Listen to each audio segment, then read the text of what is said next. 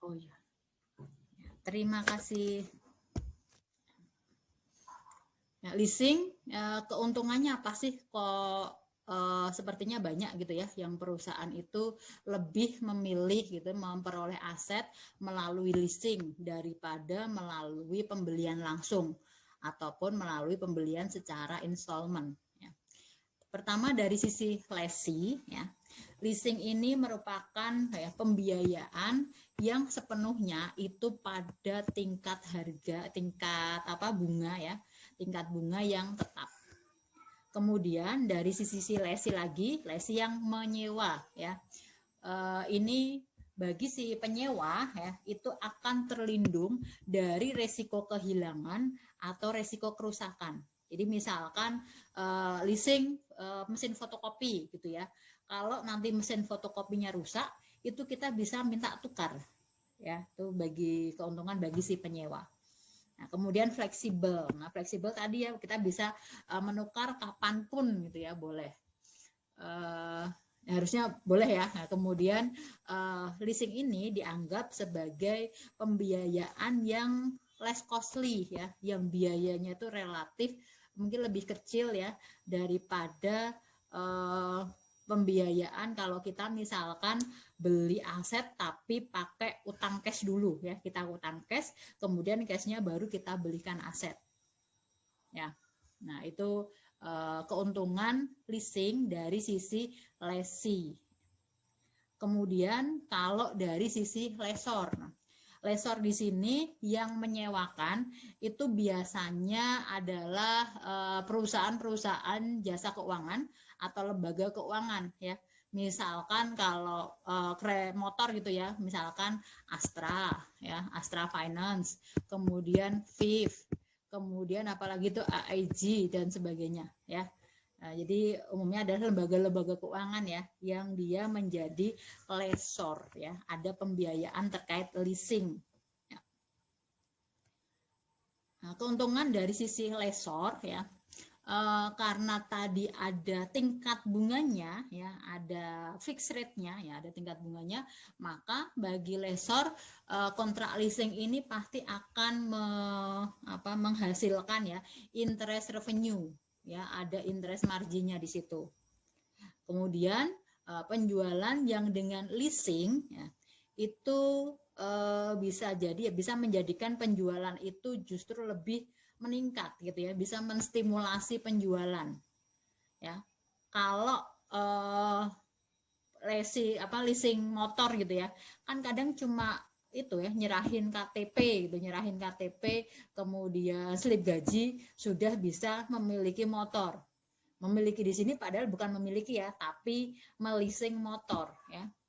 Bedanya apa sih gitu ya, leasing dengan installment gitu ya. Leasing dengan installment sales. Bedanya apa? Ya. Kalau leasing ya nanti yang terkait, kalau installment kan kita mencicil ya, melakukan cicilan tiap periode nanti sampai dari periode pertama sampai dengan periode terakhir ya. Tapi kepemilikan ya, kalau dengan penjualan secara cicilan, begitu pembayaran pertama ya, begitu pembayaran pertama, ini asetnya sudah otomatis menjadi punya miliknya pembeli. Ya. Kalau leasing ini kita kan juga sama ya, melakukan cicilan gitu ya, pembayarannya itu secara bertahap ya, secara cicilan.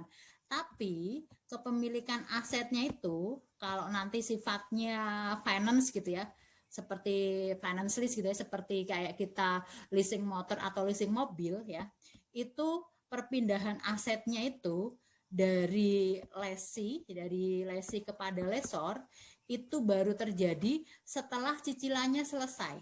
Jadi di akhir. Makanya kalau misalkan kita leasing ya, misalkan kita leasing motor, misalkan periodenya 5 tahun, ya cicilannya 5 tahun, baru 2 tahun, kemudian kita nggak mampu bayar, ya itu motornya bisa langsung ditarik kembali oleh si lessor. Ya, karena kan kita sebenarnya nggak punya ya, kita nggak punya hak kepemilikan atas motor itu. Dengan kontrak leasing itu seperti itu ya, kita baru akan memiliki motor, baru akan memiliki asetnya itu nanti di akhir. Kalau di tengah-tengah kita one prestasi, ya sudah si lesornya itu bisa dengan mudah ya menarik kembali aset yang tadi dijual gitu, istilahnya dijual ya. Padahal dalam masa cicilan ini status kita adalah apa? Sewa. Ya, ini kemudian keuntungan berikutnya dari sisi lessor, ini terutama untuk aset-aset yang relatif nilainya besar gitu ya, atau heavy yang bentuknya besar, atau untuk alat-alat berat ya. Itu ketika akhir masa lease biasanya dia memiliki residual value yang tinggi juga. Ya. Bisa jadi nanti di akhir masa leasing dia akan menyewakan kembali ya kepada siapa? Kepada lesi yang lain, atau dia bisa menjualnya. Ya. Jadi kalau leasing itu belum tentu nanti di akhir itu kepemilikannya berpindah dari lesi kepada lesor. Ya, nanti ada kriterianya bagaimana di kontraknya itu, apakah menyebutkan nanti di akhir masa leasing ya aset yang disewakan itu berpindah ya kepemilikan dari lesor kepada lesi ya, atau dikembalikan dari lesi kepada lesor. Masa leasingnya selesai, nih barangnya dikembalikan, ataukah benar-benar menjadi miliknya lesi ya. Kemudian ada beberapa pandangan ya terkait kapitalisasi leasing. Nah, ini sebelum ke kapitalisasi ya. Leasing ini ada dua tipe. Nah, ada yang namanya operating lease. Ada yang namanya finance lease atau capital lease. Nah, kapitalisasi yang di sini yang dimaksud ini ya. Pertimbangannya apa saja atau kriterianya apa saja agar dia dicatat operating atau finance lease. Ya. Kalau yang operating lease ini seperti sewa biasa ya. Jadi kalau yang operating, nanti kalau dari sisi lesi atau penyewa, kita hanya mencatat tuh ketika bayar ya, ketika kita bayar sewanya, kita cukup mencatat rent expense pada cash. Udah ya, jadi sewanya itu kita anggap sebagai expense ya. Si lesornya, yang menyewakan ya, yang menyewakan berarti dia menerima cash ya, dan mencatat adanya rent revenue. Nah, ini kalau sifatnya operating ya. Sedangkan kalau yang finance pencatatannya nggak seperti ini ya. Yang finance karena adanya kapitalisasi, maka nanti si lesi, si penyewa akan mencatatkan aset ya, aset yang disewanya itu ya. Nah, akan mencatat aset yang diperoleh dari leasing itu sebagai aset gitu ya, nanti sebagai aset, bukan sebagai bukan sebagai beban ya. Misalkan menyewa alat berat gitu ya, dia akan mencatat sebagai right of use asset, atau kalau yang di buku yang edisi 1 atau 2 istilahnya adalah lease asset. Nah, ini artinya leasingnya dikapitalisasi. Nah, kalau hanya rent expense berarti leasingnya jadi beban, bukan dikapitalisasi gitu ya. Nanti ada beberapa pandangan ya terkait kapitalisasi leasing ya. Yang pertama ada pandangan bahwa untuk lease asetnya atau aset yang disewakan itu tidak boleh dikapitalisasi ya. Karena itu asetnya lessor, nggak boleh dong diakui sebagai asetnya dia gitu ya. Kemudian yang kedua ya, ada yang menganggap bahwa mengkapitalisasi leasing itu sama saja seperti pembelian dengan cara cicilan ya. Kemudian yang ketiga ya, ada pendapat nih harus mengkapitalisasi untuk leasing yang jangka panjang atau lebih dari 1 tahun. Kemudian ada pandangan lagi ya, harus mengkapitalisasi leasing ya, di mana untuk mengkapitalisasi leasing yang misalkan ada one prestasi gitu ya, misalkan ada one prestasi tapi sifatnya itu cukup gitu ya, cukup substansial, cukup penting ya.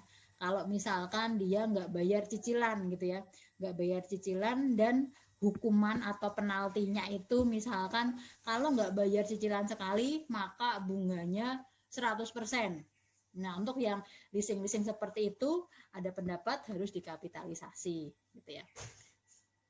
Nah, untuk panduan ya, apakah leasing dicatat sebagai operating lease atau finance lease ya. Kita dari sisi lesi ya, kita dari sisi lesi dulu ya. Dari sisi lesi itu sekarang kriterianya cukup simpel. Nanti untuk kriteria bagi lessor itu akan berbeda ya dengan peraturan yang baru. Kalau di PSAK sekarang berubah ya. Dulu PSAK 30 yang mengatur tentang sewa. Sekarang di PSAK 73. Nah, PSAK 73 ini sudah hampir mirip yang ini ya. Yang di buku edisi 3 ya. Untuk kriteria ya, apakah kita akan melakukan pembukuan dulu dari sisi lesi ya.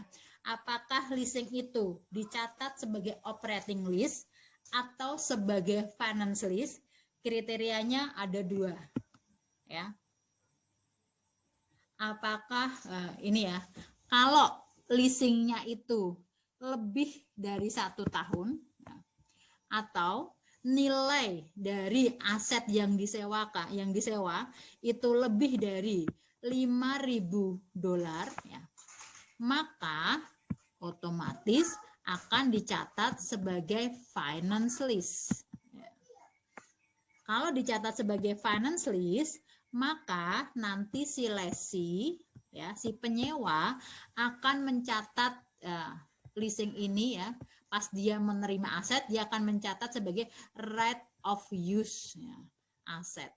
Nah, akan dikapitalisasi. Kemudian di sisi kreditnya dia akan mencatatnya sebagai kewajiban leasing karena dia harus bayar ya. Jadi right of use asset pada lease liability ya. Ini ciri kapitalisasi leasing ya bagi lesi. Nah, jadi ini ya. Nah, hak untuk menggunakan properti ya dalam kontrak lease ya bagi lesi dia akan mencatatkan right of use asset dan juga akan mencatat kewajiban. Nah, ini yang dicatat sebagai lease liability tadi.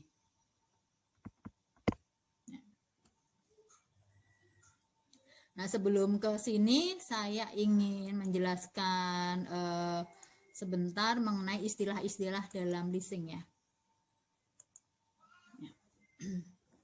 Terutama bagi lesi lebih dahulu ya. Kita hari ini coba menyelesaikan yang pencatatan bagi lesi ya.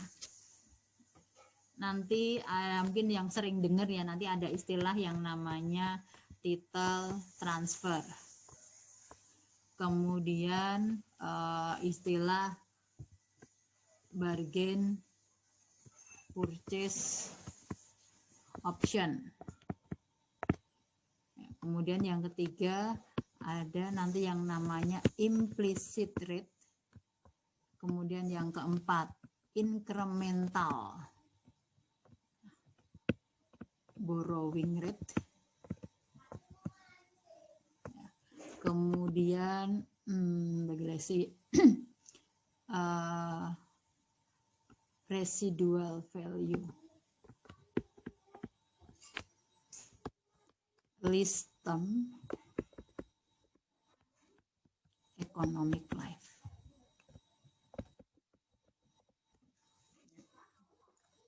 Title transfer ini adalah transfer kepemilikan.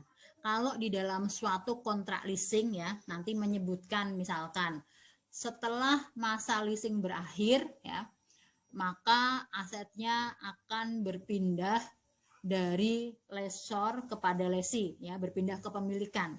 Berarti nanti si lesi nggak perlu ya balikin asetnya kepada lessor.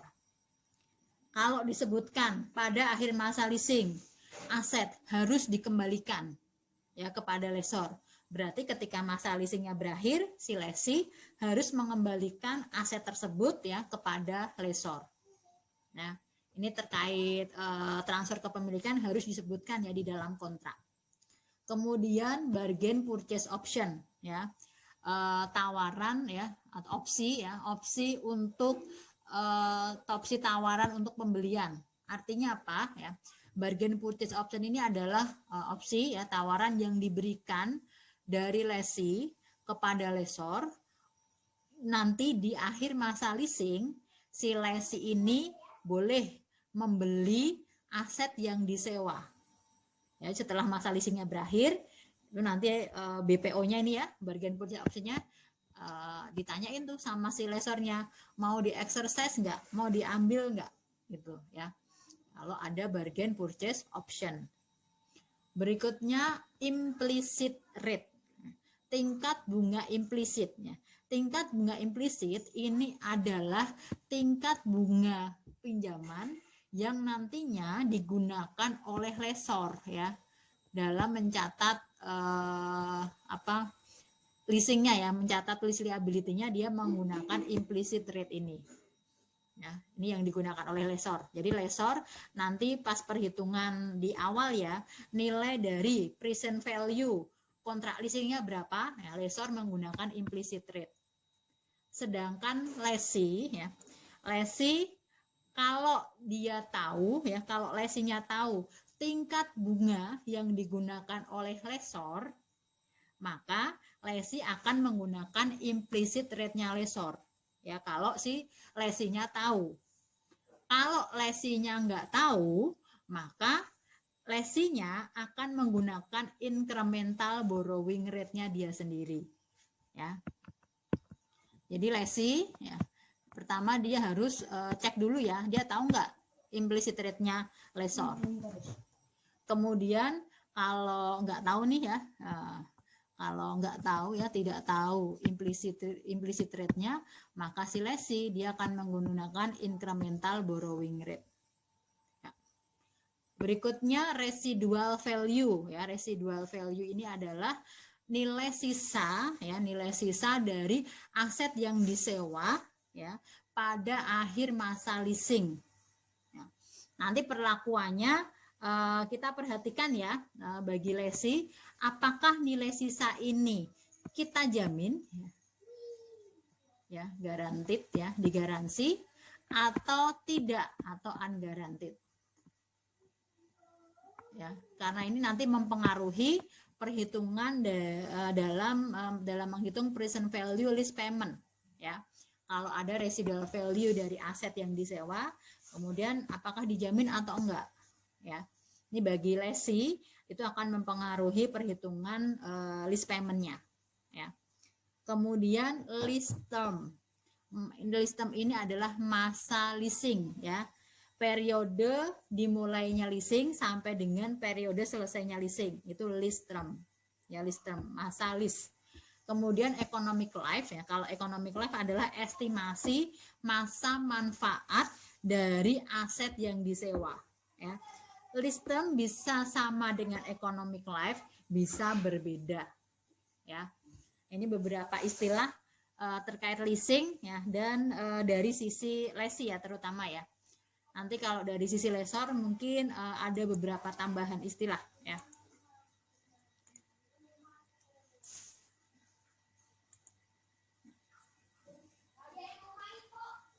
Berikutnya ini ya. Kita akan melakukan pencatatan dari sisi lesi ya. Tadi tingkat bunga yang digunakan adalah kalau tahu ya, kalau tahu implicit rate-nya lessor maka dia pakai implicit rate. Kalau tidak tahu maka dia pakai incremental borrowing rate-nya dia sendiri. Kemudian si lesi ini ya, ketika dia mengkapitalisasi ya, ketika mengkapitalisasi kontrak leasing, berarti di awal si lesi akan mencatat ya right of use asset ya, kemudian pada lease liability ya kan, ketika si lesinya mengkapitalisasi leasingnya. Kalau si lesi mengkapitalisasi leasingnya, maka lesi akan melakukan atau mencatat beban depresiasi atas rate of use asset.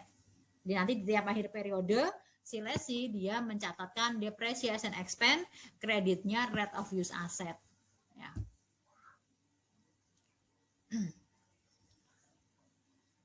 Ya, kemudian untuk panduan tadi melakukan apakah mencatat berdasarkan operating atau finance ya. Itu sebenarnya juga tadi ya, kalau nilai dari aset yang dileasingkan lebih besar daripada $5.000 atau nilai kontraknya itu lebih dari 1 tahun atau 12 bulan ya. Nah, terkait lease term tadi apa, masa lease ya, masa leasing ya. Terkait lease term atau masa leasing ini nanti ada istilah yang disebut bargain renewal option. Ini beda dengan bargain purchase option tadi ya. Kalau bargain renewal option ini adalah opsi yang diberikan oleh lessor kepada lesi ya. Nah, ditawari itu si lesinya untuk memperpanjang masa leasing ya.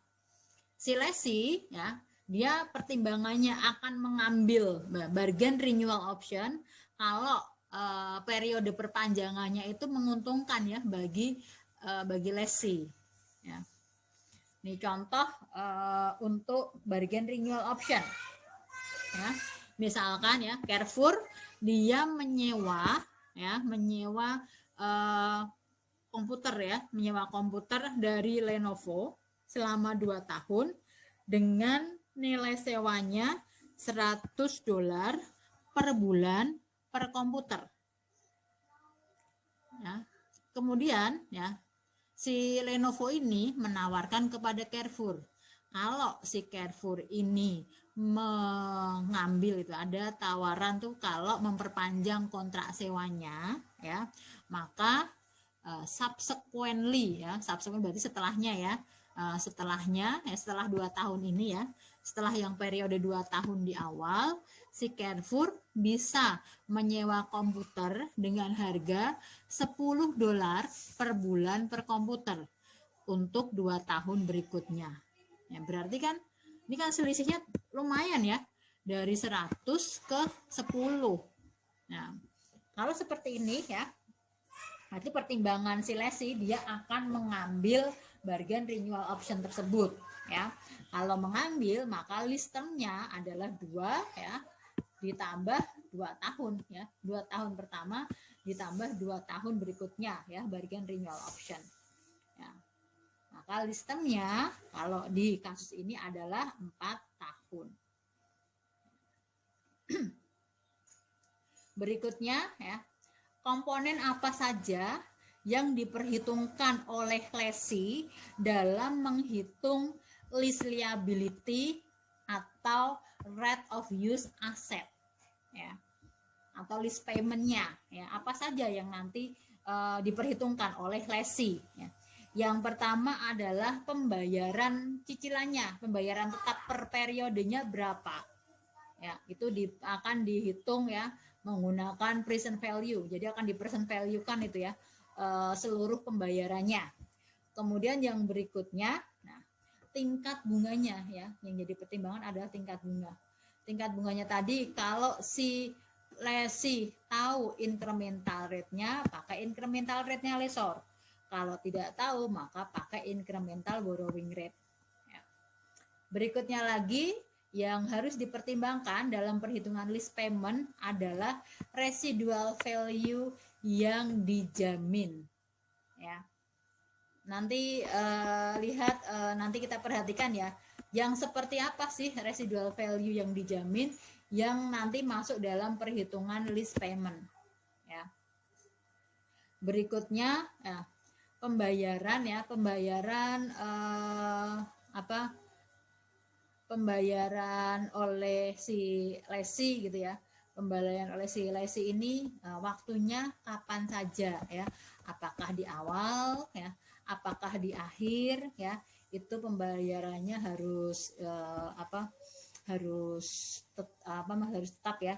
Dan juga misalkan ini terkait BPO ya, nah misalkan di akhir masa leasing si lessornya dia menawarkan adanya BPO, adanya bargain purchase option, maka nanti bargain purchase option ini ikut diperhitungkan dalam perhitungan lease payment. Ya. Ini tingkat bunga yang digunakan ya. Jadi kalau si lessee tahu implicit rate-nya lessor, maka dia pakai implicit rate. Kalau nggak tahu, si lessee pakai incremental borrowing rate-nya lessee sendiri. Sekarang ke contoh transaksinya ya. Diilustrasikan di sini ya, kontrak leasing ya, pakai yang finance lease ya. Nanti kita lihat beneran finance lease atau enggak ya. Asumsikan misalkan CNH Capital ya, subsidiary ya, anak perusahaan dari CNH Global dan Ivanhoe Mines menandatangani kontrak leasing tertanggal 1 Januari 2019 yang nantinya ya dengan adanya kontrak ini si CNH ya ini akan melisingkan beko ya, beko alat berat beko tahu ya, ke Ivanhoe. Jadi Ivanhoe ini sebagai lessee ya. Nah, berarti lessornya adalah CNH. Nah, periodenya dimulai 1 Januari 2019. Ya. Berikut data-data terkait leasing ya. Yang pertama masa lease-nya ya, term of lease ya. Masa leasingnya adalah 5 tahun. Ya. Kemudian sifat leasingnya itu non cancelable, di mana pembayaran rentalnya ya per periode ya per awal tahun itu 20.711,11. Bekonya ini memiliki fair value ya pada tanggal pada tanggal mulainya leasing ya, itu fair value-nya 100.000 euro. Estimasi masa manfaatnya 5 tahun dan residual value yang dijamin sebesar 5.000. Ivanhoe berharap bahwa ya kemungkinan gitu ya, kemungkinan residual value-nya ini ya di akhir tahun ya, di akhir periode leasing itu lebih besar daripada 5.000, itu kemungkinannya probable. Ya, probable berarti kemungkinan besar terjadi ya kan. Jadi si Ivanhoe ini ngarepnya nanti di akhir tahun kelima ya, nilai residual value dari bekonya ini lebih besar daripada 5.000. Kalau estimasinya dia seperti itu ya, nilainya lebih besar dari 5.000, berarti kan si lesinya tidak akan ganti gitu ya. Ini yang digaransi ya, yang dijamin ya, lesinya ini yang menjamin bahwa residual value itu dijamin, nilai residual value-nya itu akan 5.000 gitu ya di akhir masa lease. Harapannya si lesi, nilai dari residual value-nya akan lebih besar daripada 5.000. Dan kemungkinannya itu probable, berarti kemungkinan besar terjadi. Kalau kemungkinan besar,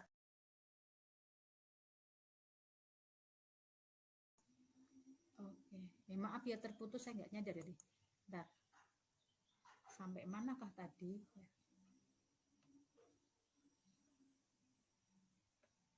Saya cek.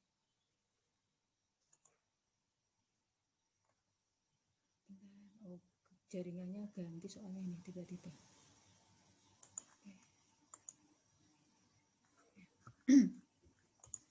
Saya share kembali ya.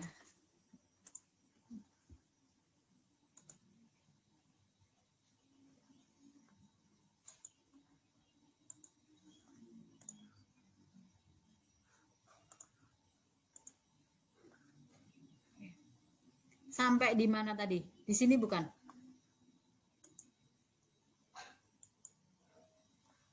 Sampai di mana, Magas?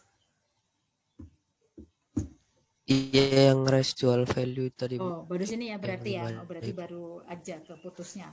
Takutnya dari slide berapa gitu, karena saya nggak deket HP, ini baru nyadar tuh, baru ngeliat HP lagi.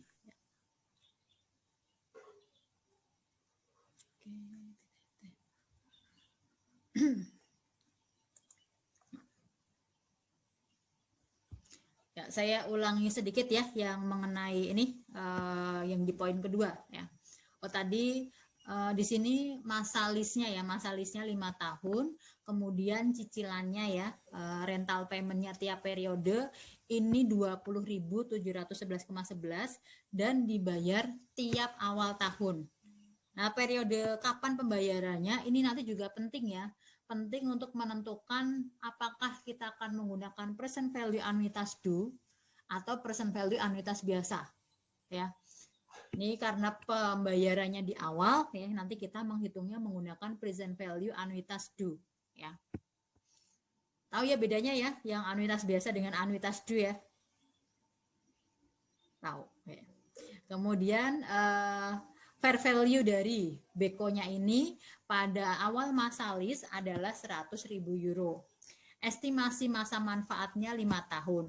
Berarti di sini kebetulan ya masa lease-nya sama dengan economic life dari asetnya. Dan residual value ini dijamin ya, siapa yang menjamin? Yang menjamin adalah si lessee ya, berarti guaranteed by lessee ya, bahwa nanti nilai sisa pada akhir periode masa lease ya, nilai sisa dari Beko-nya ini itu adalah 5.000. Nah, ekspektasinya si lessee ya, dia berharapnya bahwa nanti di akhir masa lease residual value-nya akan lebih besar daripada 5.000 dan harapannya ini ternyata sifatnya probable atau kemungkinan besar terjadi ya. Kalau probable di mana residual value nanti di akhir masa leasing lebih besar daripada 5.000 ya, maka si lessee tidak perlu mengganti kepada lessor. Ya, tidak kan ini di akhir masa lease nilainya tetap 5.000 kok, aku nggak perlu ganti apa-apa gitu ya. Kalau misalkan ya di akhir masa lease ya, itu ternyata residual value-nya itu kemungkinannya ya, probable kemungkinannya itu ternyata hanya 3.000. Oh, tadi jaminnya 5.000. Ternyata kemungkinannya yang besar gitu ya, probable-nya itu justru 3.000. Maka selisihnya 5.000 dikurangi 3.000, selisihnya yang 2.000 akan ikut dimasukkan dalam perhitungan lease payment. Ya. Ini nanti di kasus di perkembangan ya, di modifikasi kasus ini nanti akan dijelaskan ya. Ini sekarang yang ini dulu, di mana probable gitu ya, bahwa residual value-nya nanti di akhir masa lease lebih besar ya daripada 5.000. Maka tidak perlu diikutkan ya perhitungan untuk residual value-nya itu ke lease payment.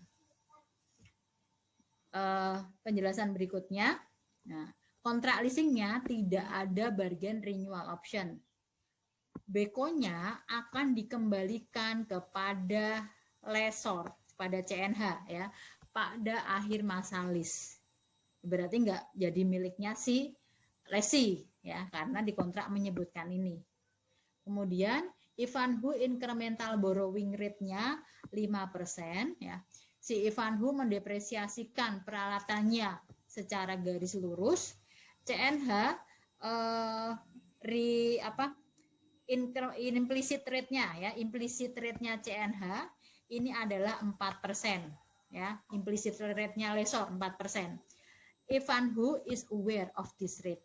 Berarti si lessee-nya tahu ya, tahu tingkat bunga yang digunakan oleh lessor. Kalau si Ivanhoe tahu ya, maka nanti si lessee-nya ya, si Ivanhoe ini akan menggunakan tingkat bunga yang 4% ini ya dalam menghitung lease payment. Ya. Nah, sekarang kita hitung dulu ya. Nah, dari yang penjelasan komponen ini, maka yang masuk dalam perhitungan lease payment itu hanya pembayaran rental tahunannya yang 20.711,11 tadi ya. Dan pembayarannya di muka ya, pembayarannya di depan, maksudnya di depan ya, di awal periode. Maka nanti kita hitung pakai present value annuitas due ya, dengan N-nya 5, I-nya 4% ya. Nanti kalian lihat di faktor bunga ya. Untuk tabel present value anuitas due dengan periode N-nya 5 dan I-nya 4%, apakah faktornya benar ini? Ya, 4,6299. Nanti kita kalikan pembayaran tahunannya. Pertimbangannya apa sih pakai present value anuitas due atau anuitas biasa? Nah, ini kan 5 tahun ya, tuh 2, 3, 4. Nah, ini 1 Januari 2019. Pembayarannya kan selalu di awal tahun, berarti di sini ya, di 1 Januari 2019, kemudian di sini 1 Januari 2020, 21, 22, 23 ya. 1, 2, 3, 4, 5. Berarti di sini. Berakhirnya ini 31 Desember 2023 ya, atau 1 Januari 2024. Kalau pembayarannya itu di muka ya, berarti kan yang pembayaran pertama ini kan nggak masuk anuitas ya. Ini mencerminkan ya present value yang ke 0 gitu ya, atau present value yang pertama. Itu sama dengan ya present value untuk pembayaran yang pertama ya sama dengan ini juga 20.711. Ya, sedangkan yang pembayaran yang kedua di 1 Januari 2020 ini akan ditarik ke sini, ya kan? Yang kedua juga ditarik ke tanggal 1 Januari 2019. Ya. Nah, yang menunjukkan anuitas dulu ini karena ini ada pembayaran tepat di muka atau di tanggal di tanggal awal gitu ya. Ya. Jadi menggunakan yang present value anuitas due. Apakah bisa menggunakan present value anuitas? Bisa ya. Kalau menggunakan present value anuitas saja, untuk yang pembayaran pertama tidak usah kita present value kan, langsung saja sebutin ya 20.711 ditambah present value anuitas ya pembayaran kedua sampai dengan kelima. Jadi yang dianuitaskan itu hanya 4 pembayaran terakhir yang ini. Ini yang dihitung dalam anuitas. Yang ininya nggak usah. Ini hasilnya akan sama dengan ini ya. Hasil perhitungan ini ya. Pembayaran pertama plus present value anuitas 4 pembayaran terakhir itu sama hasilnya dengan present value anuitas due. Ya. Ini mengapa pakai anuitas due ya, karena ada pembayaran yang di muka. Nanti kalau pembayarannya di belakang semua gitu ya. 2, 3, 4, 5. Nah, kalau pembayarannya di belakang ya. Ini mulainya 1 Januari 2019. Tapi bayarnya di sini di 31 Desember ya, pembayarannya di sini. 2, 3, 4, 5. Nah, ini kan akan menghasilkan perhitungan present value yang berbeda. Kalau yang ini tadi, yang awal di sini masuk ya. Masuk ada cash inflow-nya, ada cash outflow-nya gitu ya. Yang ini di belakang. Kalau pembayarannya di belakang semua, kita langsung menggunakan present value anuitas saja untuk pembayaran ke-1 sampai dengan ke-5. Ini langsung kita present value anuitaskan. Ya. Nah, itu hati-hati ya dalam menentukan apakah pembayarannya itu at beginning ya atau at ending period gitu ya. Nah, di soal ini tadi beginning ya. Biasanya sih di awal ya. Kalian kan kalau sewa kos-kosan juga bayarnya di awal kan ya. Masa selesai dulu baru bayar ya, nanti ibu kosnya ngambek ya. Biasanya bayar dulu ya, baru kalian bisa masuk kosnya gitu ya. Nah, ini perhitungan present value anuitas due-nya dari total seluruh pembayaran adalah 95.890,35. Nilai inilah yang nanti akan kita catat sebagai right of use asset. Ya. Maka yang akan dicatat di tanggal 1 Januari oleh lesi ya, dia akan mencatat right of use asset atau list asset juga nggak apa-apa sih sebenarnya, list asset. Kreditnya adalah list liability. Ya, kita akan mengakui adanya kewajiban atas leasing. Selanjutnya ya, selain mengakui rate of use asset dan list liability, tadi lesi kan langsung melakukan pembayaran yang pertama, ya. Berarti si lesinya dia akan mencatat pengeluaran kas dan mengurangi list liability ini sesuai dengan rental payment-nya ya. Jadi list liability-nya akan berkurang ya 20.711 sebesar rental payment, kreditnya kas 20.711 ya. Ini yang akan dicatat lesi di tanggal 1 Januari 2019. Berikutnya ya, untuk memudahkan nanti pencatatan bunga di akhir periode ya. Karena kan ada ini kan jangka panjang ya, dan ada faktor bunganya ya, berarti nanti si lesi akan mengakui adanya interest expense, lesor akan mengakui adanya interest revenue ya. Kita akan bikin tabel amortisasi leasing ya. Kita sajikan yang paling kanan ini tanggal pembayaran dari rentalnya.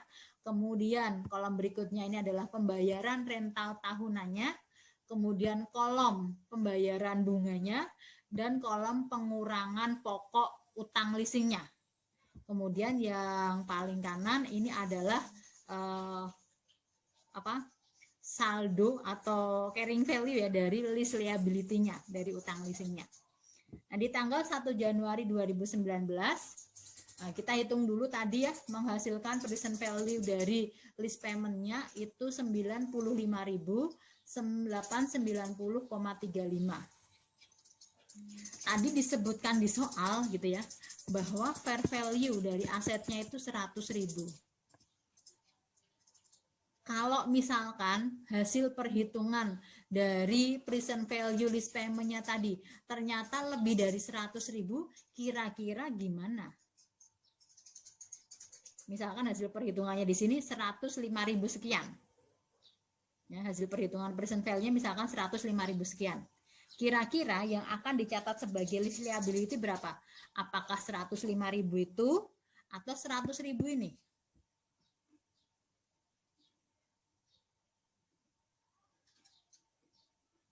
Kira-kira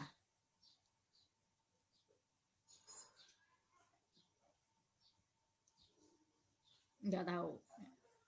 Nah, ini perhitungan present value dari list payment itu tidak boleh ya, tidak boleh melebihi dari fair value. Jadi kalau misalkan fair value-nya 100.000, perhitungan dari list payment-nya itu misalkan 105.000, yang kita cantumkan sebagai list liability adalah 100.000. Dan kita akan mencari tingkat bunga baru agar ketemu list payment-nya itu ya, total dari rate of use asset-nya itu ketemu sebesar 100.000, tingkat bunganya berapa ya. Jadi kita akan mencari tingkat bunga baru kalau hasil perhitungan present value dari list payment-nya lebih besar daripada fair value ya. Ini tadi penyajiannya di tanggal 1 Januari 2019 kita sajikan di sini untuk saldo list liability-nya sesuai perhitungan present value list payment tadi ya, 95.890,35. Kemudian di tanggal 1 juga ada cicilan yang pertama ya, ada pembayaran yang pertama sebesar 20.711,11. Untuk pembayarannya tadi disebutkan ya fix ya, pembayarannya tetap. Cuma ya, pembayaran ini itu terdiri dari dua unsur ya. Untuk bunga ya dan untuk pengurangan pokok utang. Ya. Untuk yang pembayaran yang pertama ya, pembayaran yang pertama itu hanya mengurangi pokok utang saja, belum ada unsur bunga. Karena kan sama-sama di tanggal 1 Januari 2019 ya. Jadi harinya gitu ya, masih 0 hari. Jadi bunganya belum ada ya. Sehingga saldo list liability-nya atas pengurangan dari pembayaran yang pertama ini saldonya adalah 75.179,24. Kemudian untuk pembayaran yang kedua di 1 Januari 2020 ya.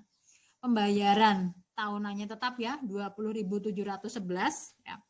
Bunganya kita hitung dari saldo list liability ya.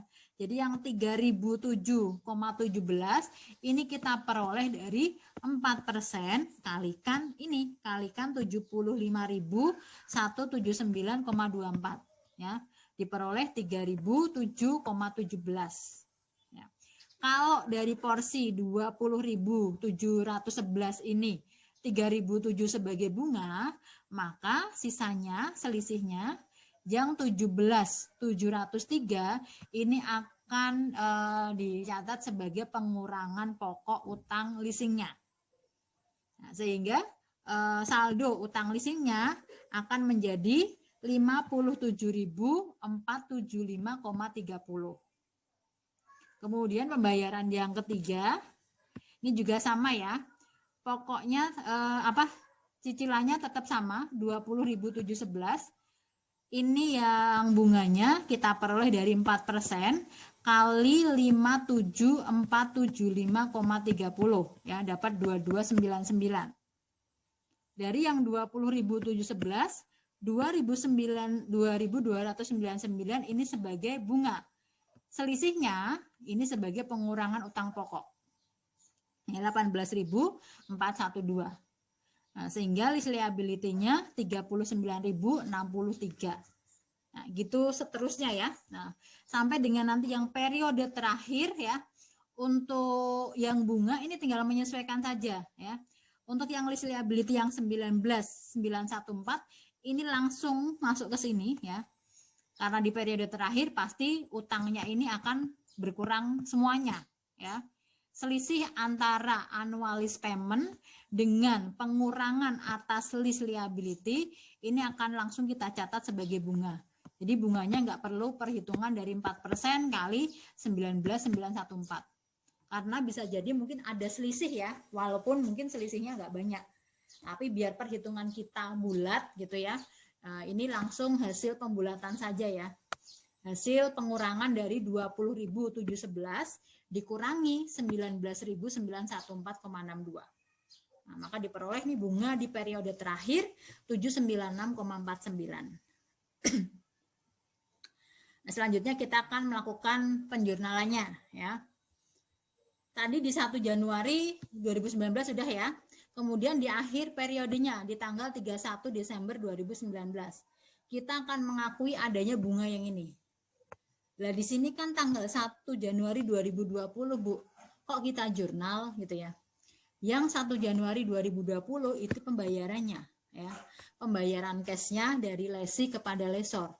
Kalau untuk bunganya ya, bunga itu kan sudah terjadi gitu ya, sudah terjadi dari 1 Januari sampai dengan 31 Desember ketika perusahaan perlu menyusun laporan keuangan.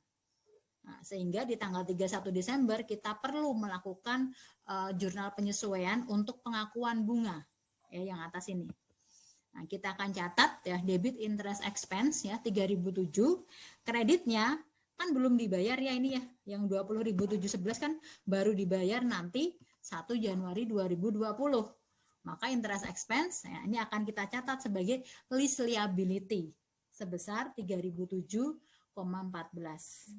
Ya. Kemudian apalagi di tanggal 31 Desember ya.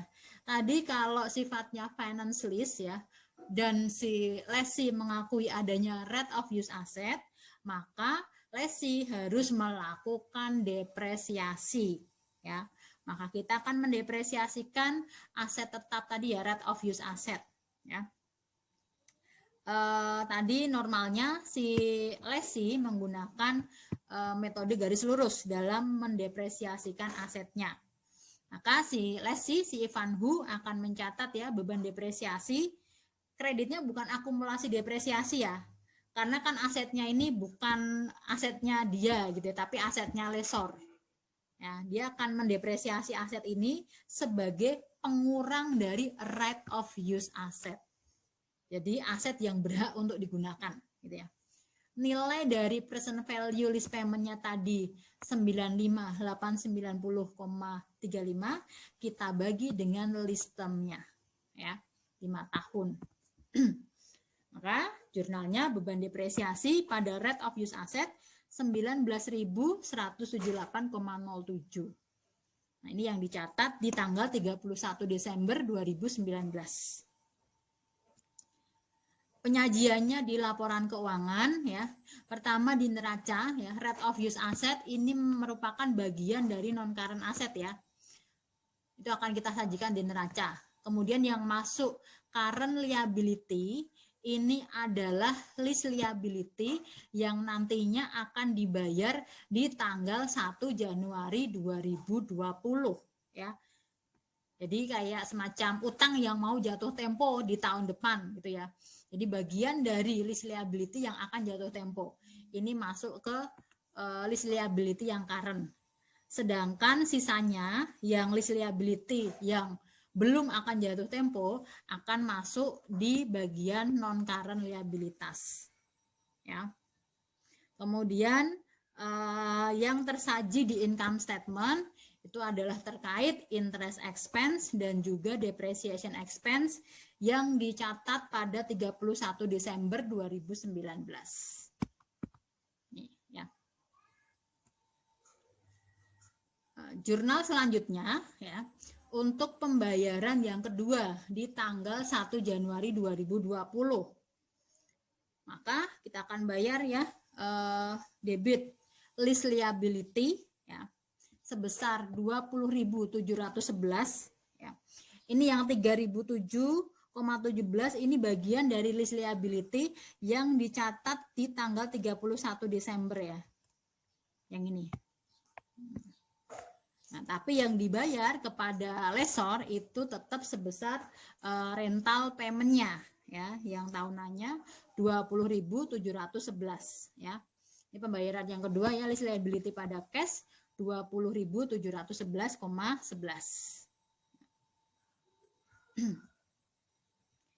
Untuk 31 Desember sama seperti yang 31 Desember tahun sebelumnya ya, tetap mencatat interest expense dan juga depresiasi. Nah, berikutnya ya, bagaimana jika gitu ya, si lesinya ini ya, si lesinya ini membeli peralatan dari lessor pada akhir masa lease. Misal dibeli ya pada harga 5.000 euro. Ya. Dan masa manfaatnya masih 2 tahun lagi. Maka yang akan dicatat oleh Ivan Hu ya, dia akan mencatat pembeliannya ya, dia akan mencatat sebagai equipment ya, bukan lagi right of use asset, nah, tapi dia akan mencatat sebagai equipment pada cash sebesar 5.000 ya, dan akan melakukan depresiasi atas equipment yang dibeli ini ya, depreciation expense pada akumulasi depresiasi ya, selama 2 tahun misalkan masing-masing 2.500 seperti itu ya. Kemudian ya, modifikasi dari kasus yang sebelumnya tadi. Kalau terkait yang residual value yang kasus sebelumnya tadi, diasumsikan ya bahwa untuk residual value-nya di akhir periode masa lease itu probable lebih besar daripada 5.000. Sehingga si lesi nggak perlu ganti. Nah, sekarang gimana kalau ternyata ya probable-nya itu ya di angka 3.000 ya. Tadi yang digaransi ya, yang dijamin ya, si lesi itu tadi jamin nilainya 5.000. Tapi probable-nya terkait residual value di akhir tahun kelima itu hanya 3.000. Berarti ada selisih 2.000. Selisih 2.000 ini nantinya di akhir masa lease yang harus diganti ya, cashnya si lesinya ini harus ganti ya, harus ngeganti 2.000 ini ya, dia harus bayar cash ya 2.000 ini ya kepada lessor. Nah, tadi kan jaminnya 5.000, oh ternyata hanya 3.000, yang 2.000 ganti dong. Nah, seperti itu ya. Maka perhitungan dari list payment-nya akan berubah ya dengan adanya pembayaran yang 2.000 ini. Nih, perhitungan dari right of use asset atau list liability-nya ya. Selain dari rental payment yang 20.711 ya selama 5 periode ya. Dapat 95, 8, 90,35 tadi ya. Maka ditambah dengan present value pada pembayaran tahun kelima ya.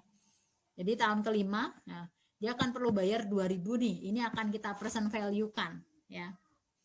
Nah, yang ini kalau yang ini pakai present value anuitas due, yang ini hanya present value saja ya. Cari nanti di tabel bunga yang I-nya 4% dan N-nya 5. Ya. Nah, hasilnya kita tambahkan ke 95890. Maka totalnya 97.534.534,21. Ini yang akan kita catat sebagai rate of use asset. Ya. Maka jurnalnya ya, rate of use asset pada list liability sebesar 97.534,21.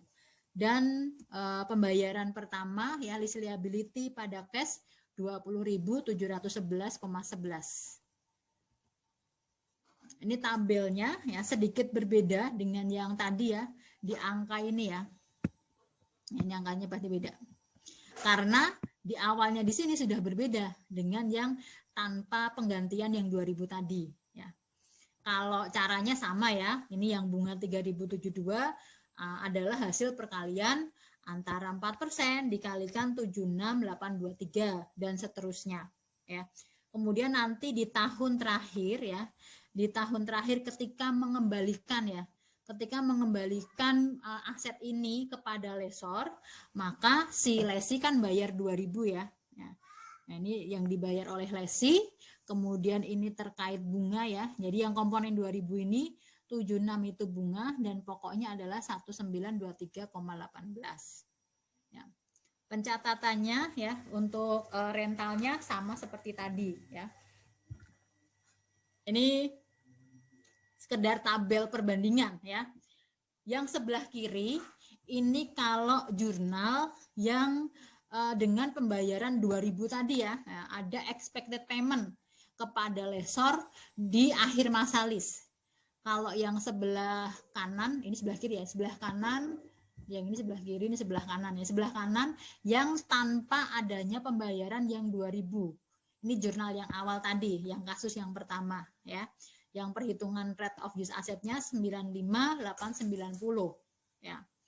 Nanti pada saat tanggal pas penyerahan ya, di tanggal 1 Januari 2024 ini nggak ada jurnal lagi ya. Tinggal nyerahin aja barangnya dari lesi kepada lesor. Sedangkan kalau yang ada pembayaran kepada lesor ya terkait selisih ya 5.000 dikurangi 2.000 tadi ya, nanti si lesor dia akan mencatat tuh pada saat tanggal 1 Januari 2024 dia akan mencatat list liability pada cash sebesar 2.000. Ya. Kalau pas tanggal 31 Desember 2023 dia akan mencatat interest expense ya pada list liability ya, sebesar ini ya, sebesar 76,82 ya. Nih ya. Ini di tanggal 31 Desember 2023. Baru di tanggal 1 Januari 2024-nya ya dia akan bayar full ya list liability pada cash sebesar yang ini 2.000 ya. Nah, ini bedanya ya, kalau yang tanpa expected payment dan dengan expected payment. Next berikutnya ya. Nah, ini misalkan maintenance-nya gitu ya, pemeliharaannya itu buruk sekali ya. Jadi si Ivanhoe ini selama 5 tahun tidak melakukan maintenance dengan baik ya. Tadi untuk residual value yang dijamin oleh si Ivanhoe dia jaminkan nilainya 5.000 ya kan. Ternyata ya, kemudian apa dia tadi probable-nya gitu ya, probable dari residual value-nya untuk yang kasus ini ya, probable-nya kan 2.000 ya kan. Jadi yang digarantit ya, guaranteed residual value-nya 5.000. Kemudian probable-nya 3.000 ya. Maka yang diserahkan ya, kas yang diserahkan itu 2.000 ya. Ini kas yang diserahkan.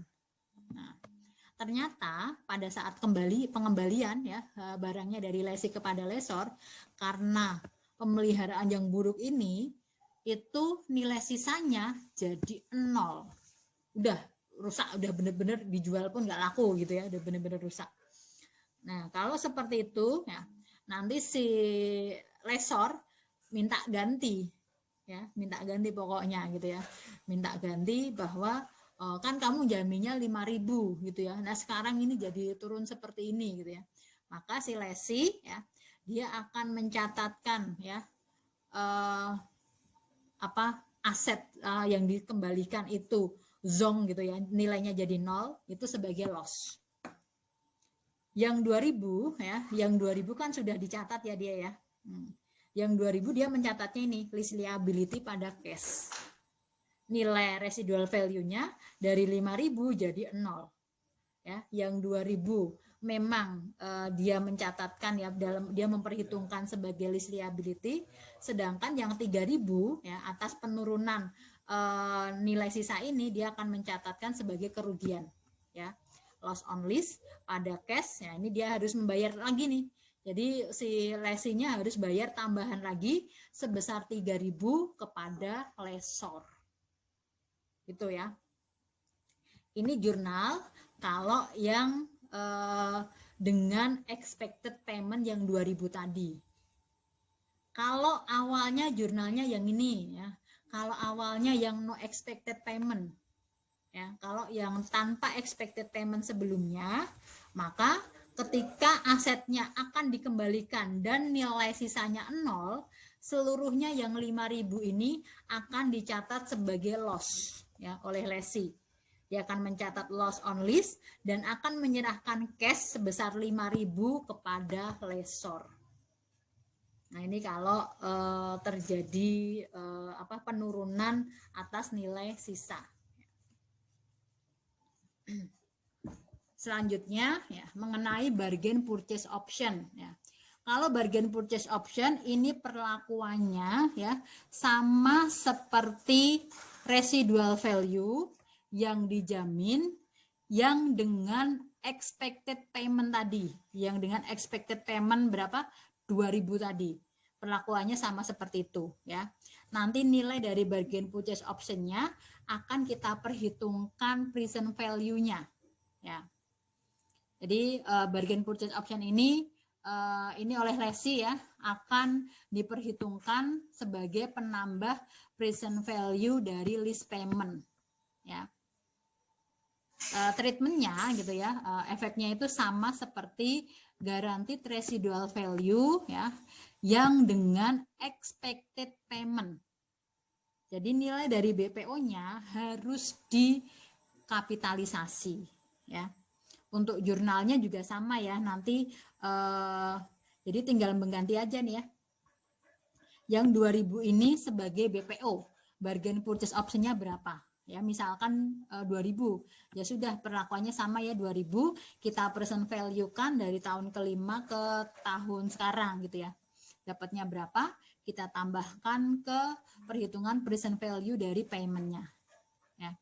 Perlakuannya sama persis dengan yang guaranteed residual value dengan expected payment tadi. Kemudian berikutnya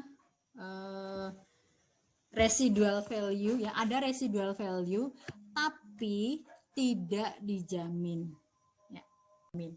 Nah, bagaimana perlakuannya? Apakah beda ya atau sama dengan yang residual value yang dijamin?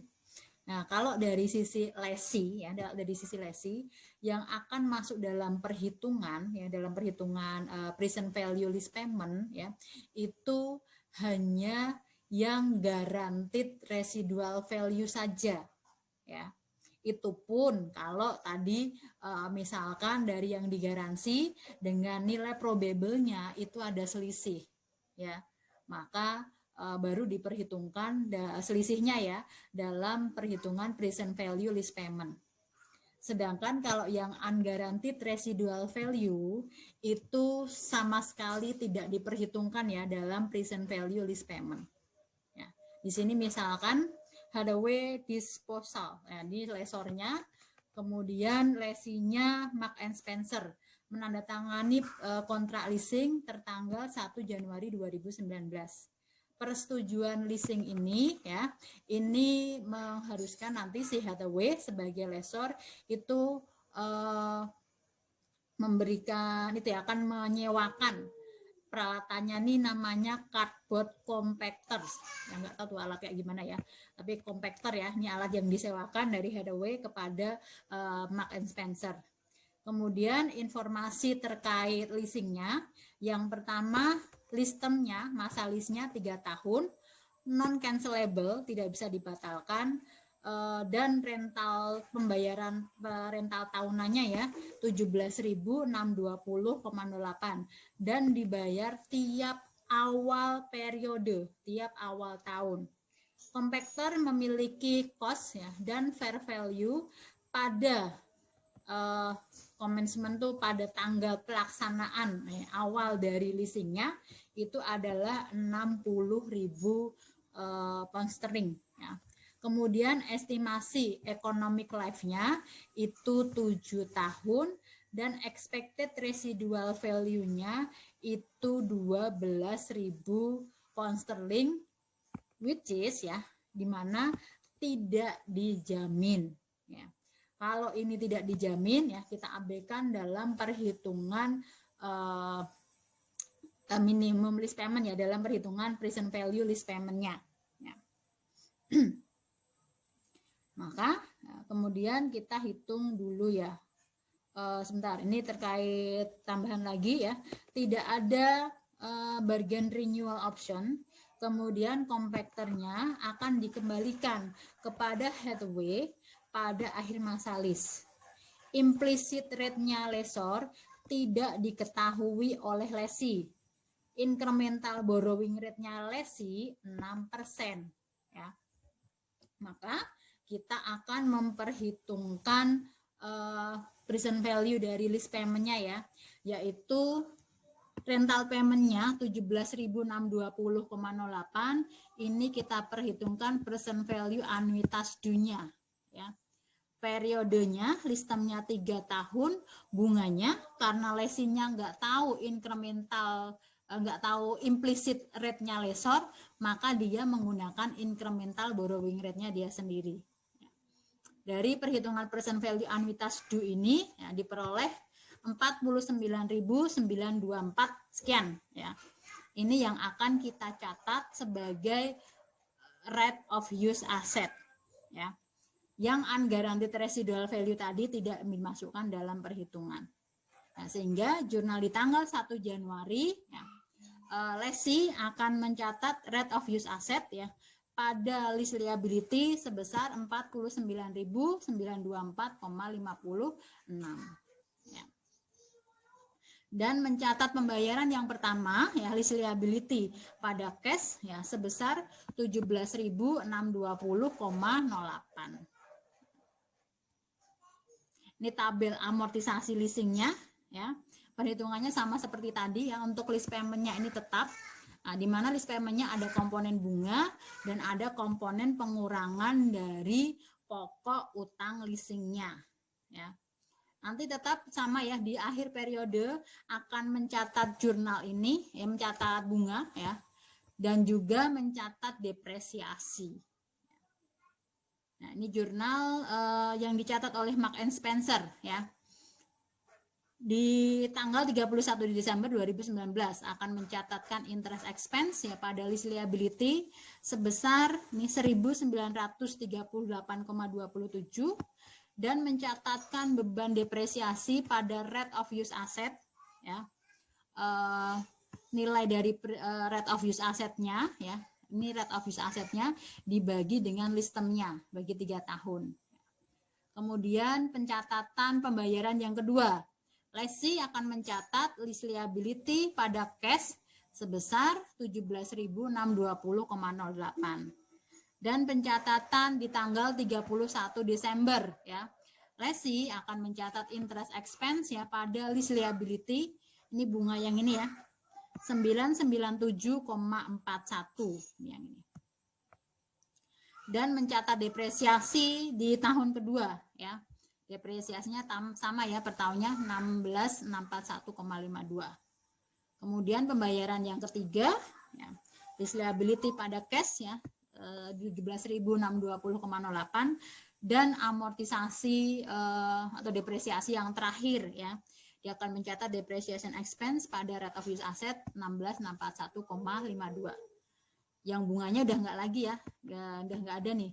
Jadi untuk pencatatan bunganya hanya di tanggal 31 Desember 2019 dan 31 Desember 2020.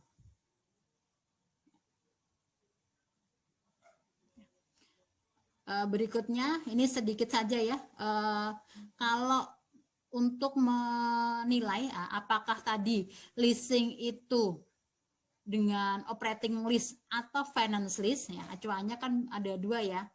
Kalau nilainya lebih tinggi daripada $5.000 ya, maka akan kita catat sebagai finance lease atau masa lease-nya lebih dari 1 tahun atau lebih dari 12 bulan. Kalau kurang ya, kurang dari 5.000 atau kurang dari 12 bulan, maka kita akan mencatat sebagai operating lease. Ya. Nah, kalau operating lease ya tadi pencatatannya ya, bagi lesi dia akan mencatat lease expense atau rent expense ya, rent expense atau lease expense boleh ya, pada cash. Kalau pembayarannya di muka, berarti tinggal catat aja ya, prepaid rent pada cash. Nanti pada akhir periode kita akan sesuaikan ya terkait saldo prepaid rent-nya. Nah, gitu aja kalau untuk yang operating lease.